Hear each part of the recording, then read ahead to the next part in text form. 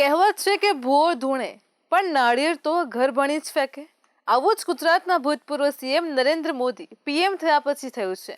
ગુજરાતને મળતા માર્ગ યોજનાઓની સાથે સાથે રાજ્યને મળતી રેલવે યોજનાની સગવડોમાં પણ નોંધપાત્ર વધારો થયો છે. તેમણે અત્યાર સુધીની સરકારોમાં ગુજરાતને થયેલા લગભગ બધા જ અન્યાયને પાછળ છોડી દીધો છે અને તેનો પુરાવો હોય તો ગુજરાતમાં રેલવેની બધી જ લાઇન બ્રોડગેજ થઈ ગઈ અને તેનું ઇલેક્ટ્રિફિકેશન પણ થઈ રહ્યું છે. તે જ તેનો પુરાવો છે. ગુજરાત માટે તાજેતરમાં જ ભરૂચથી ભાવનગરને જોડતો રેલવે બ્રિજ બનાવવાની જાહેરાત કરવામાં આવી હતી. આ હાઈવે છેક રાજકોટ જામનગર સુધી લંબાતા સુરતથી સૌરાષ્ટ્ર રોડ માર્ગે મુસાફરી શક્ય બનશે.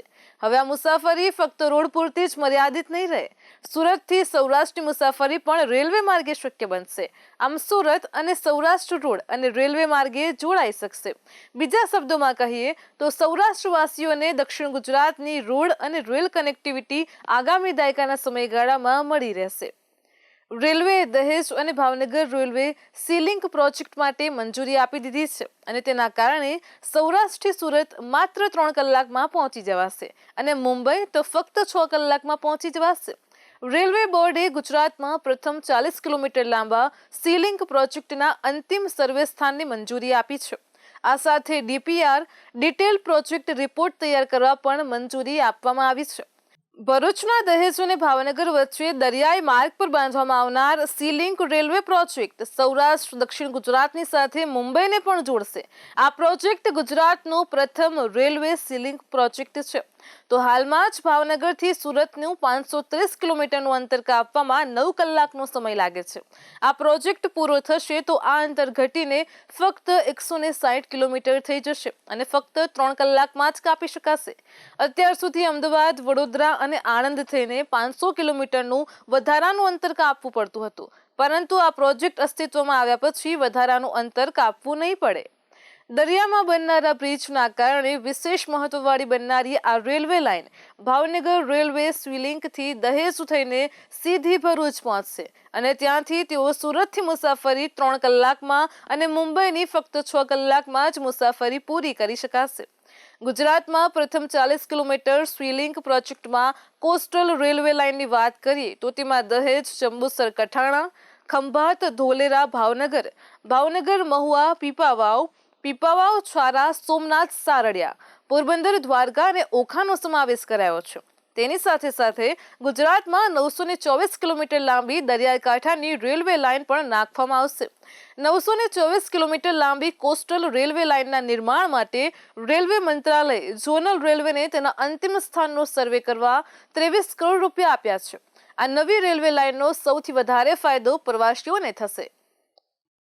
ભાવનગર ભરૂચ રોડ પ્રોજેક્ટ શરૂ થયા પછી સૌરાષ્ટ્રવાસીઓને લાંબો ફેરો નહીં કરવો પડે અને ઉત્તર ગુજરાતના રસ્તા પરનું ભારણ પણ ઘટી જશે. આ જ રીતે ભાવનગરથી રેલવે સી લિંકનો પ્રોજેક્ટ પૂરો થયા પછી સૌરાષ્ટ્રવાસીઓનો સમય નોંધપાત્ર રીતે પ્રમાણમાં બચી જશે. લોકો નોકરી કરવા માટે ભાવનગરથી સુરત અપડાઉન કરે તો આશ્ચર્ય નહીં થાય. આ રેલવે પ્રોજેક્ટ પ્રાદેશિક આર્થિક વિકાસને વેગ આપશે અને તેની સાથે રોજગારીની તકોનું પણ સર્જન કરશે. આ પ્રોજેક્ટ ટ્રાફિકની સ્થિતિ પણ સુધારશે અને તેના લીધે રસ્તા પરના ટ્રાફિકનું ભારણ પણ ઘટશે. તેના કારણે અકસ્માતોની સંખ્યામાં પણ નોંધપાત્ર ઘટાડો થશે. ભાવનગરથી મુંબઈ વચ્ચેનું હાલનું અંતર લગભગ 780 કિલોમીટરનું છે. આ રેલવે સી લિંક પ્રોજેક્ટના કારણે આ અંતર ઘટીને 370 કિલોમીટર થઈ જશે. આ જ રીતે રાજકોટ મુંબઈ વચ્ચે 737 કિલોમીટરનું અંતર છે, તે ઘટીને 430 કિલોમીટર થશે.